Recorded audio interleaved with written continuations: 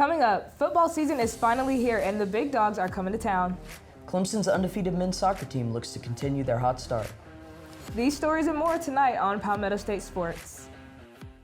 From the Blue Ridge Mountains and through the Midlands down to the coast, there's plenty of sports highlights and moments here in South Carolina. There's only one place where you'll catch all the action. This is Palmetto State Sports.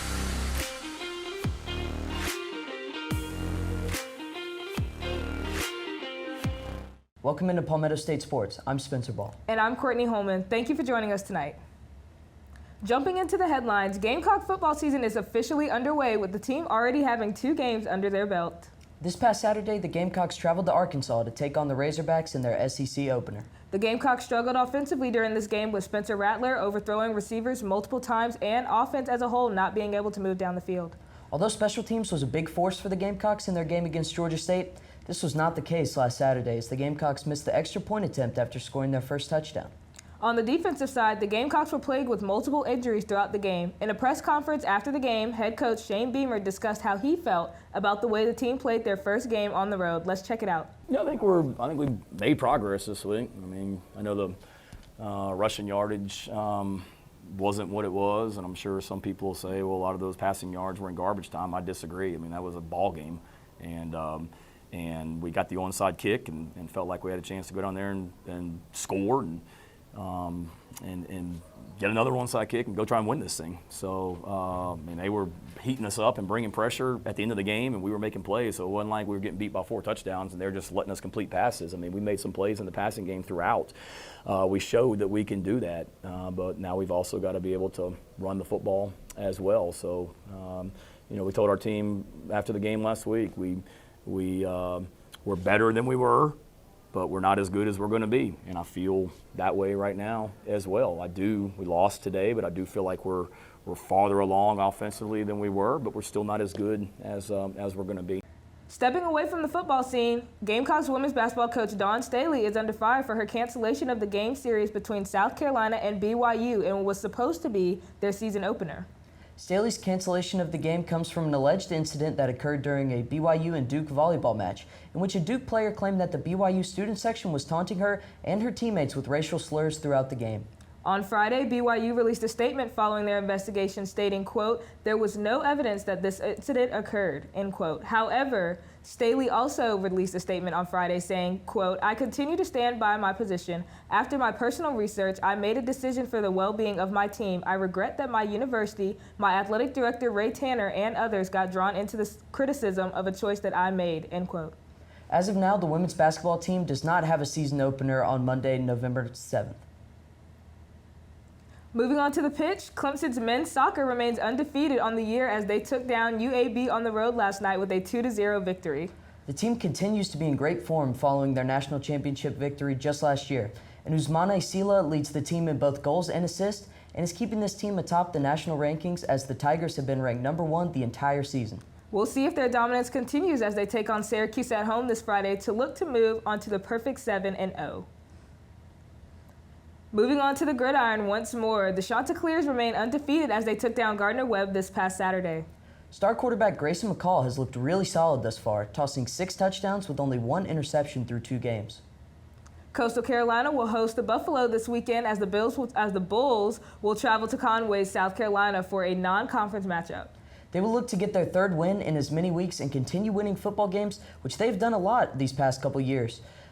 We saw this, as we know, they play in the Sun Belt. The Sun Belt had a pretty good Saturday, if I say. Yeah, the Sun Belt had an amazing Saturday with App State defeating Texas A&M. I mean, that was crazy. And Marshall taking down Notre Dame, definitely a great weekend for a Group of 5 conference. We're only a few short weeks from the MLB playoffs starting, and the sprint to the finish is just getting started. The Atlanta Braves are just a half game behind the New York Mets in the NL East. They snapped a 3-game losing streak, their longest of the year, in a 5-1 victory over the San Francisco Giants last night. Dansby Swanson homered, and pitcher Kyle Wright struck out 4.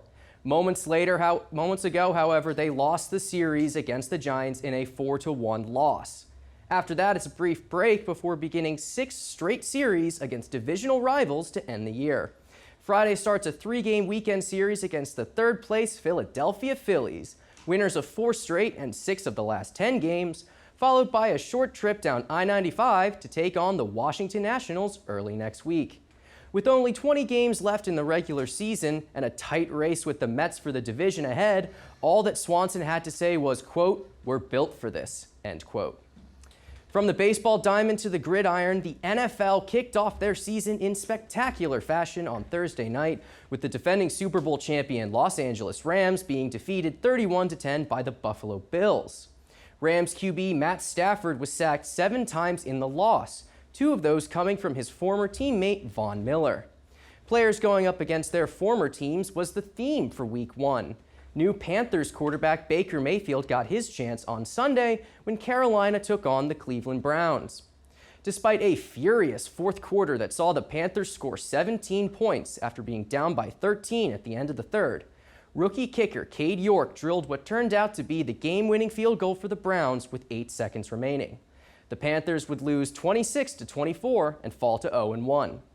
This week, the Panthers go on the road to take on the 1-0 New York Giants. Kickoff is on Sunday at 1 p.m.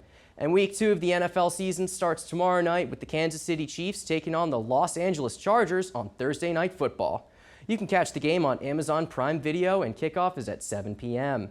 Coming up next, who were the big names in fantasy football this week, and how well did they do? Find out after the break. As we just discussed, the NFL is back, and so is fantasy football. Whether you're a part of a league or not, most of us are familiar with the popular football game, allowing each competitor to select their athletes from various teams.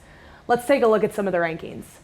Josh Allen of the Buffalo Bills and Patrick Mahomes of the Kansas City Chiefs both went off in Week 1 and accounted for over 30 points and will take the lead in QB rankings going into Week 2. Moving on to running backs, your team is in good shape if you picked up Jonathan Taylor of the Indianapolis Colts, who scored just over 23 points last Sunday and is projected 18 points going into Week 2 against the Jaguars. As far as wide receivers and defense go, Cooper Kupp and Stephon Diggs took the lead with 18 points last week, as well as the Bills leading the defensive side heading into Week 2. Continuing on the topic of football, your South Carolina Gamecocks didn't get lucky with an upset this past weekend, but if you watched any college football on Saturday, chances are you saw some underdogs take a victory. Starting off in Provo, Utah, BYU upset Baylor in double overtime, 26-20. BYU will head to Oregon this week to see if they can become serious contenders if they can beat the Ducks. Marshall defeated Notre Dame in a big win for the Sun Belt. The number 8 ranked Fighting Irish fell to the Bison 26-21. And finally, also in the Sun Belt, Appalachian State upset number 6 ranked Texas A&M 17-14. Check out this video taken from Boone right after the win.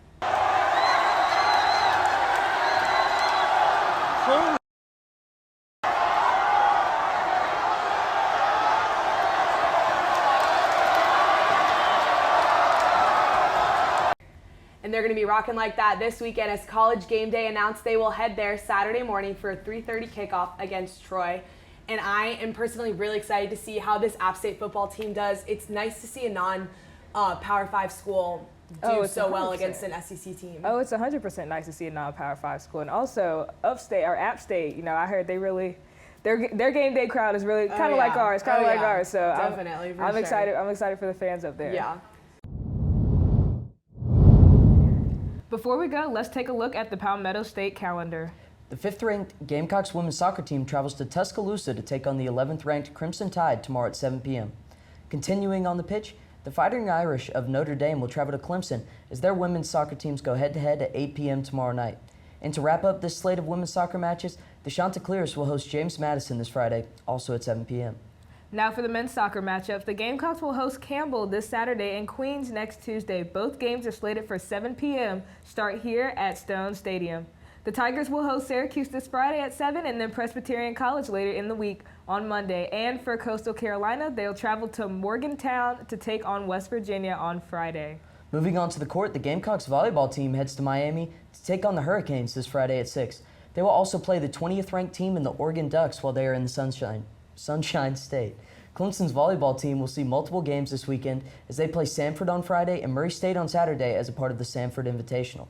And the Chanticleer volleyball team will play 3 games over the course of Friday and Saturday as they take on Howard, the University of Albany, and Penn State in the Penn State Classic. For the football matchups this weekend, the Gamecocks host the #1 ranked Georgia Bulldogs at noon on ESPN. The Tigers also have a home game this week as Louisiana Tech Bulldogs travel to Death Valley at 8 p.m. Coastal Carolina will take on the Buffalo Bulls at 1 p.m. this week in Conway, South Carolina. That's all we have for tonight's edition of Palmetto State Sports. Be sure to follow us on Twitter at SGTV Sports, and to keep up with all of our content, be sure to also visit us online at sgtvonline.com. For SGTV News 4 Sports, I'm Courtney Hollmon. And I'm Spencer Ball. For all of us here at SGTV, have a great night, Carolina. Forever to lead.